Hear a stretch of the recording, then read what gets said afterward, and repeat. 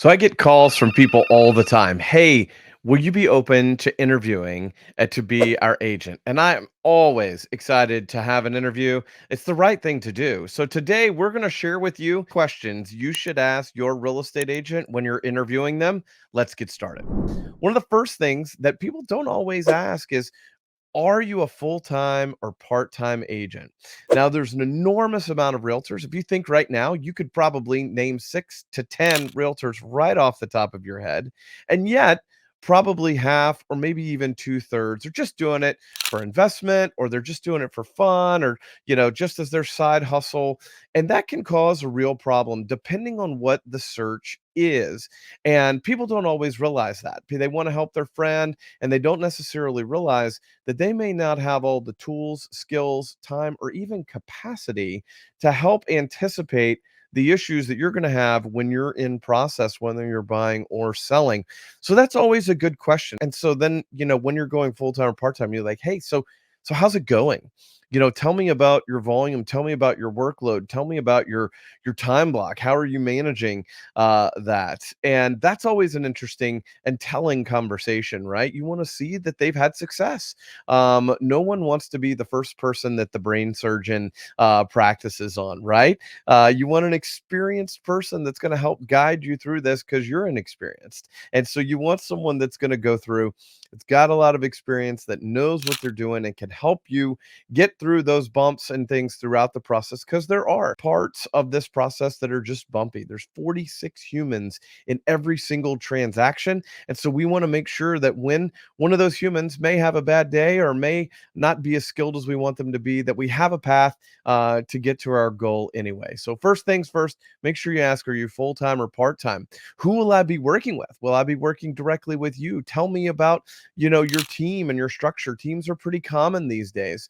And even solo agents have teams. They have scheduling teams, and they have virtual assistants, and they have actual assistants, and they have home inspectors and photographers, and all kinds of folks that are involved in their lives. So tell me about your team and how we work together. Next one is a great one, right? You got to find out who you're with. And so, listen, I heard you're a realtor, but why should I hire you? What's unique about you? And people will say, "Oh, I'm gonna get you the best deal, and it's gonna be fun, and we're gonna get a bunch of houses." But the right answer is going through and going, look, when the mistake or when the huge thing that we don't really anticipate right now on the front end happens, we're going to get you through it. We're going to get you to the other side of this thing. I've done this 1,100 times in my career, and we've had plenty of problems come up. So don't worry. Whatever it is that comes up, we're going to find a way. We're going to have the resources, and we're going to have the relationships to help you reach your goals when that unexpected thing comes up. Because nobody starts off knowing that there's going to be some huge drama, or someone do something completely illegal, or try to, cause a huge financial problem in the transaction. And yet it does happen. No one sets out for it to happen. And so when you do, you want to make sure you've got that professional that's there to help. Now, this one's one of my favorites, and actually one of our absolute strengths. Are you going to negotiate? How do you negotiate? Do you like negotiating? Well, guess what? You're going to negotiate in residential real estate. It's part of the deal. And it's actually part of the process. I was actually listening to a podcast with, Prof G, Scott Galloway, the other day. And he says in corporate negotiating, in hundreds of millions, if not billions, he believes if they don't get to a process where someone walks away, that they're not negotiating yet. They get that aggressive. Now, I won't say we get quite that aggressive, because each individual situation needs its own influence. You need someone that can take inventory of the situation, have relationships with the other agents, or knowledge and experience that can go through, even if they don't know the agents, that they have a process to kind of understand what the goals of the other client is. And so you can ultimately come to an agreement. A lot of people like to go in and just have to win. They get all of everything. There's no room for anyone else to win.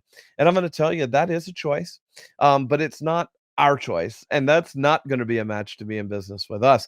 We love negotiating and getting a great deal, better than most, But ultimately, in order to be successful, you got to have some collaboration. You got to work together. You've got to work together on timelines and terms and price, not just, coming at it, getting the absolute best price. Houses have a lot of processes and different contingencies that you just have to work through.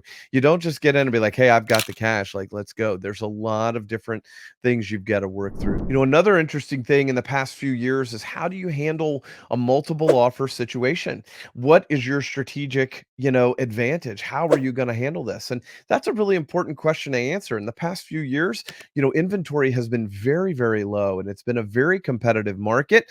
So the house that you want in your market, in your price category, there may only be one or two in your time frame. And that's critical to know and find out. So how are we going to negotiate to give our best option? What tools? Well, there's a lot of different tools to use in multiple offer situations. There's a lot of different strategies, and you need to talk through those and see that they've got answers instead of just that we're going to get you the best deal we possibly can and hope it all works out. No, there's three or four real strategic tactics that we could implement, and then you want to hear from your agent of how you can do that, how you're going to find out and give you that advantage over the real competition, which is not necessarily the seller. It can be in a multiple offer situation that other buyer that came in a few minutes after us. Okay, one of my favorites is tell me some of your systems. Tell me some of the plans that you have for us to be successful. Do you have a launch plan, a pre-listing launch plan for our listing when you're going live? That's a huge thing that many sellers ultimately choose to work with us because of our pre-listing launch plan of how we pre-market the house, how we bring it to market, and how we maximize that first launch and into the market. We have a time, we have a day, we have multiple days worth of strategies and things that we're going to be implementing to list your house. That's a system that you want to hear. As a buyer, you want to know, hey, do you do an initial consultation? If they don't, and they're like, nope, just pick some houses, let's go see, and we'll go look at them. That might not be, the right person. You may want to talk to them about setting up an initial consultation.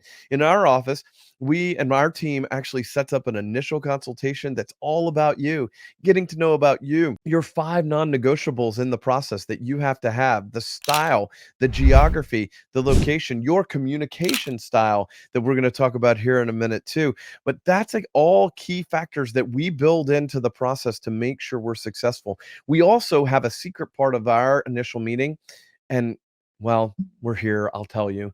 It's that we go through and set up our offer system and our electronic DocuSign. We go ahead and pre-enter you into our setup. So we and go through, and while we're doing this, we actually do our engagement to work together, and which is our engagement agreement, our employment agreement. And we go through and explain that, and we're using that to use our electronic offer process to go ahead and have that set up. I can't tell you how many times we see and have gotten deals over other people because we've been able to work more quickly because our systems were set up and we were ready to go. Okay, the last thing that we're going to share with you today, and it's one of my favorites, and it needs to be asked more often, is are you a good communicator? And how do you communicate? This is a really critical step because you never know if you're going to have the right person that's going to be able to mirror and match your communication style. So ask them, see what they say, find out who else is involved. In our company, we have three other people that are behind the scenes that are all about communication. And that allows us to have an enormous amount of capacity to keep up with the client's communication style. You may not like to talk on the phone and you only want to have email and text. That's not a problem. We can do that. You may work in a job that doesn't allow you, to talk on the phone during the day. So you have to be email based only. No problem. There's plenty of other people that don't watch their email at all. And they say, don't do that. Just text me or pick up the phone and call.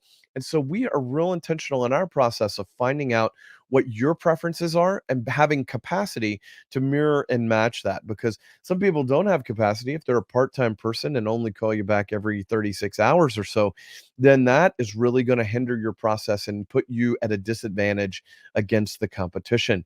So ask how they like to communicate. What's your preference? And how's this process going to go? We even get further into it, like how many experiences have you had? What did you really like? What did you really not like? And so going a little bit deeper into that really cements a great relationship and helps you have a true professional and helps you really get aligned with your goals and help create the best process possible as you go through this. Because Look, houses is it's emotional. It's your home. It's where your family's going to be. It's where you're visualizing celebrations. And the reality is it's both emotional and logical. And so you want to make sure that you're having someone help you and meet you with some of your preferred methods of communication and getting you the resources and tools that you need. Do they have the ability to get you that to help make a decision? Okay, let us know in the comments below which one was your favorite, which one sparked a new idea. But make sure you're interviewing your real estate agent, whether you're buying or selling. You need to ask. You need to ask these key questions. And I bet one of these was one that you didn't anticipate. If you got value in this, please consider subscribing. It helps us grow. It helps us meet other great people just like you. And we're here to help you in any way we can. Keep on keeping on, and I'll see you soon.